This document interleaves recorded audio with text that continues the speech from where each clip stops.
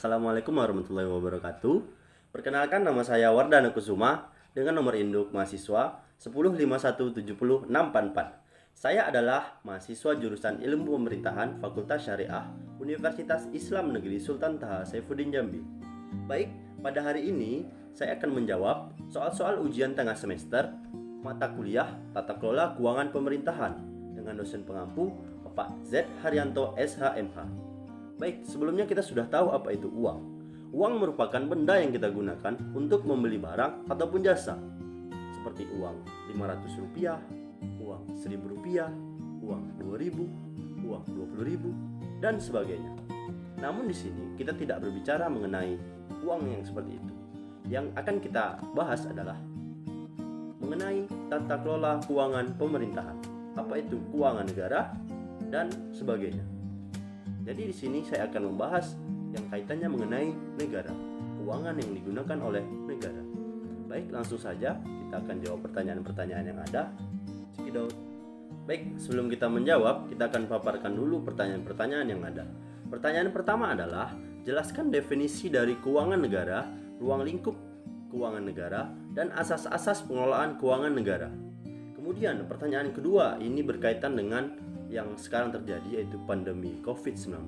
Pertanyaannya adalah, menyikapi pandemi COVID-19 yang terjadi di tanah air, yaitu di Negara Kesatuan Republik Indonesia, beberapa kebijakan telah dikeluarkan pemerintah terkait penggunaan pos-pos keuangan tertentu yang dialihkan dalam rangka menanggulangi COVID-19 atau Corona. Dimaksud seperti penggunaan dana desa ataupun penggunaan dana pilkada.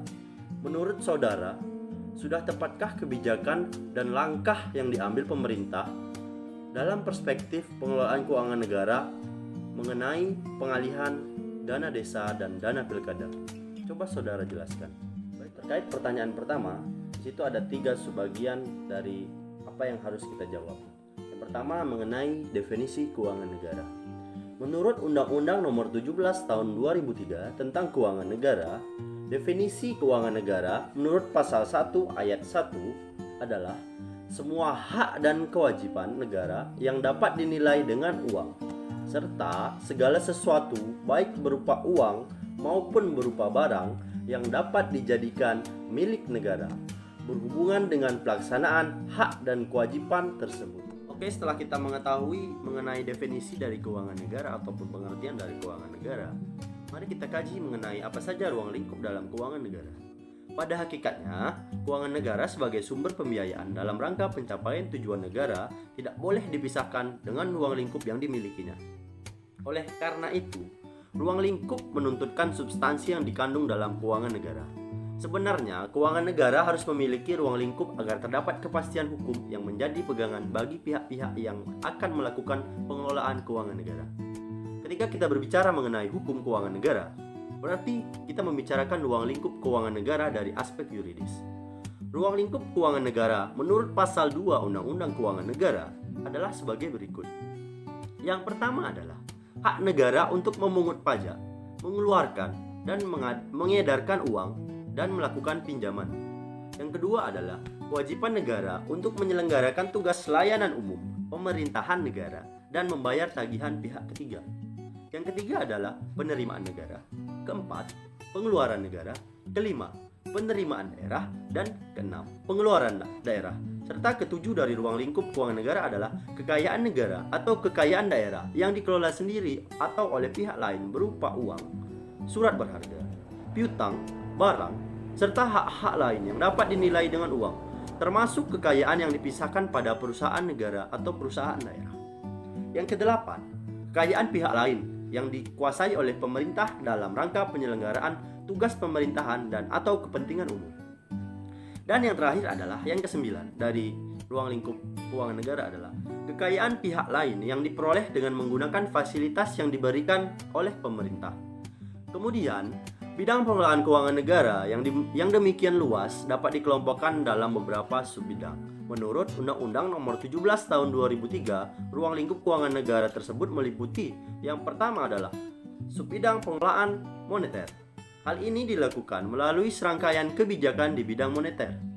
Kebijakan moneter sendiri adalah kebijakan yang dilakukan oleh pemerintah agar ada keseimbangan yang dinamis antara jumlah uang yang beredar dengan barang dan jasa yang tersedia di masyarakat. Subbidang yang kedua adalah pengelolaan fiskal. Pengelolaan fiskal meliputi fungsi-fungsi pengelolaan kebijakan fiskal dan kerangka ekonomi makro, penganggaran administrasi, perpajakan, administrasi kepabean, perbendaharaan, dan pengawasan keuangan. Kemudian kebijakan fiskal di sini adalah kebijakan yang dilakukan pemerintah berkaitan dengan penerimaan atau pendapatan dan pengeluaran atau belanja pemerintah. Kemudian subbidang yang ketiga adalah pengelolaan kekayaan negara, khusus untuk proses pengadaan barang kekayaan negara dan termasuk pengeluaran negara telah diatur secara khusus dalam Keputusan Presiden Nomor 80 Tahun 2003 tentang pedoman pelaksanaan pengadaan barang atau jasa instansi pemerintahan. Di samping itu, terdapat pula kekayaan negara yang dipisahkan. Dalam hal ini, pengelolaannya diserahkan kepada perusahaan yang seluruh modalnya atau sahamnya dimiliki oleh negara. Perusahaan semacam ini biasa disebut badan usaha milik negara dan lembaga-lembaga keuangan negara atau yang biasa kita singkat dengan BUMN atau BUMD. Jadi itulah ruang lingkup yang ada dalam keuangan negara. Setelah kita mengetahui definisi dan ruang lingkup keuangan negara, berikutnya kita akan mengetahui apa saja asas-asas pengelolaan keuangan negara. Sebelum berlakunya Undang-Undang Keuangan Negara, telah ada beberapa asas-asas yang digunakan dalam pengelolaan keuangan negara dan diakui keberlakuannya dalam pengelolaan keuangan negara ke depan. Adapun asas-asas pengelolaan keuangan negara yang dimaksud adalah sebagai berikut. Yang pertama adalah asas kesatuan, yakni menghendaki agar semua pendapatan dan belanja negara disajikan dalam satu dokumen anggaran. Kedua adalah asas universalitas, yakni mengharuskan agar setiap transaksi keuangan ditampilkan secara utuh dalam dokumen anggaran. Yang ketiga adalah asas tahunan, membatasi masa berlakunya anggaran untuk 1 tahun tertentu. Dan yang terakhir adalah asas spesialisasi. Ini kewajiban agar kredit anggaran yang disediakan terinci secara jelas peruntutannya. Kemudian, berlakunya Undang-Undang Keuangan Negara, terdapat lagi asas-asas yang bersifat baru dalam pengelolaan keuangan negara. Asas-asas pengelolaan keuangan negara yang bersifat baru ini terdapat di dalam Undang-Undang Keuangan Negara yang bersifat best practice adalah sebagai berikut. Yang pertama adalah asas akuntabilitas, berorientasi pada hasil. Adalah asas yang menentukan bahwa setiap kegiatan dan hasil akhir dari kegiatan pengelolaan keuangan negara harus dapat dipertanggungjawabkan kepada rakyat sebagai pemegang kedaulatan tertinggi sesuai dengan peraturan perundang-undangan yang berlaku. Kemudian kedua adalah asas profesionalitas. Adalah asas yang mengutamakan keseimbangan antara hak dan kewajiban pengelolaan keuangan negara. Yang ketiga adalah asas proporsionalitas, yakni asas yang mengutamakan keahlian berdasarkan kode etik dan ketentuan peraturan perundang-undangan yang berlaku. Keempat adalah asas keterbukaan. Dan pengelolaan keuangan negara adalah asas yang membuka diri terhadap hak masyarakat untuk memperoleh informasi yang benar, jujur, dan tidak diskriminatif tentang pengelolaan keuangan negara dengan tetap memperhatikan perlindungan atas hak asasi pribadi, golongan, dan rahasia negara. Dan yang terakhir adalah asas pemeriksaan keuangan oleh badan pemeriksa yang bebas dan mandiri. Adalah asas yang memberikan kebebasan bagi badan pemeriksa keuangan untuk melakukan pemeriksaan keuangan negara dengan tidak boleh dipengaruhi oleh siapapun. Jadi itu adalah jawaban dari semua pertanyaan di dalam pertanyaan pertama yang mengenai definisi keuangan negara, ruang lingkup keuangan negara, dan asas-asas dalam pengelolaan keuangan negara. Oke, selanjutnya kita akan menjawab pertanyaan kedua, yaitu mengenai pendapat saya tentang penggunaan atau pengalokasian dana desa dan dana pilkada untuk penanganan COVID-19 atau Corona yang saat ini terjadi di Indonesia. Bukan saja di Indonesia tapi di seluruh dunia. Jadi sebelum kita menjawab hal itu, kita kaji dulu apa yang dimaksud dengan hal tersebut. Sesuai dengan instruksi Kementerian Keuangan, dana desa bisa dialokasikan untuk kegiatan pencegahan dan penanganan COVID-19. Sebagai upaya untuk penanganan pandemi COVID-19 atau Corona, pemerintah pusat menambah anggaran belanja dan pembiayaan APBN 2020 untuk penanganan COVID-19. Salah satunya melalui anggaran dana desa tahun 2020. Hal tersebut dituangkan dalam peraturan pemerintah pengganti undang-undang atau Perpu nomor 1 tahun 2020 tentang kebijakan keuangan negara dan stabilitas sistem keuangan negara untuk penanganan pandemi corona. Jadi sudah ada perpunya untuk penggunaan dana desa ini untuk dialokasikan untuk penanganan COVID-19. Kemudian mengenai dana pilkada yang juga dialokasikan untuk penanganan COVID-19 ini dikemukakan oleh Dewan Perwakilan Rakyat bersama pemerintah dan penyelenggaraan pemilihan umum atau KPU seperti itu sepakat menunda pelaksanaan Pilkada 2020 melalui penerbitan peraturan pemerintah pengganti undang-undang. Anggaran Pilkada 2020 ini yang sudah dialokasikan pemerintah dari ke APBD akan dialokasikan kembali untuk penanganan COVID-19. Jadi dana pilkada yang akan digunakan untuk Pilkada 2020 ini akan digunakan atau dialokasikan untuk penanganan COVID-19. Hal ini sangatlah baik dan itu penting. Jadi mengenai dasar hukum dari pengalihan anggaran dana desa maupun dana pilkada memiliki dasar hukum berdasarkan Undang-Undang Nomor 17 Tahun 2003 tentang Keuangan Negara, yang mana di dalam pasal 27 ayat 4 disebutkan bahwa dalam keadaan darurat pemerintah dapat melakukan pengeluaran yang belum tersedia anggarannya, yang selanjutnya diusulkan dalam rancangan perubahan APBN dan atau disampaikan dalam laporan realisasi anggaran. Jadi kedua hal ini mengenai pengalokasian dana desa dan dana pilkada ini sudah tertuang di dalam peraturan perundang-undangan tentang keuangan negara, bahwasanya hal ini adalah hal yang sangat darurat, di mana tidak hanya negara Indonesia saja yang terdampak COVID-19 atau Corona, bahkan seluruh negara yang ada di dunia, tidak hanya Indonesia yang sebelumnya ini berasal dari Cina, juga terdampak hal ini.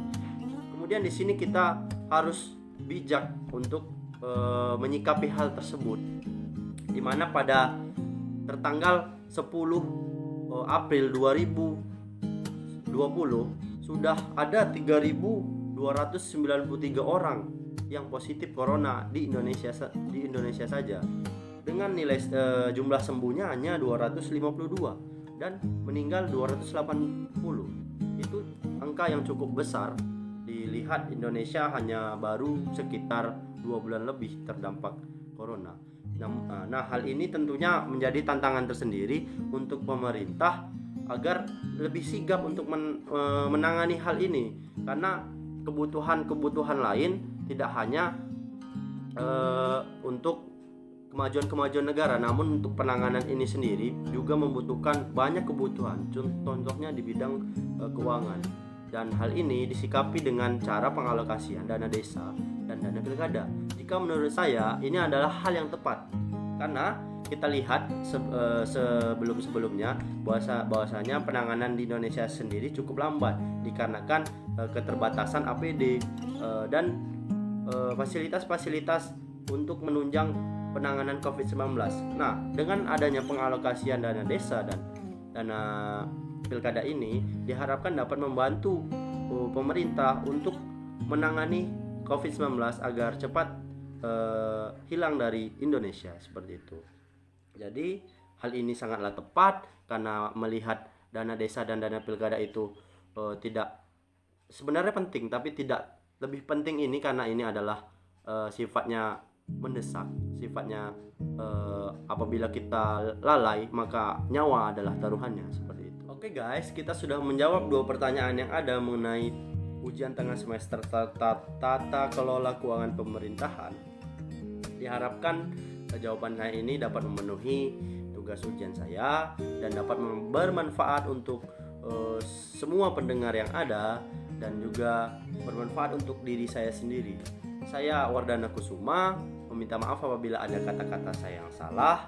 Untuk saat ini, untuk kawan-kawan saya semuanya tetap stay di rumah, jangan kemana-mana karena di luar banyak virus, sangat bahaya. Jadi di rumah saja, rajin-rajinlah cuci tangan, banyak-banyaklah berdoa supaya COVID-19 atau Corona ini cepat hilang, agar kita bisa pergi dan beraktivitas keluar rumah lagi seperti itu. Bosan sebenarnya jika kita terus berada di rumah, tapi bersikaplah dengan bijak supaya kita juga menjadi orang yang membantu pemerintah untuk menangani COVID-19 yang ada pada saat ini. Saya Wardana Kusuma undur diri. Assalamualaikum warahmatullahi wabarakatuh.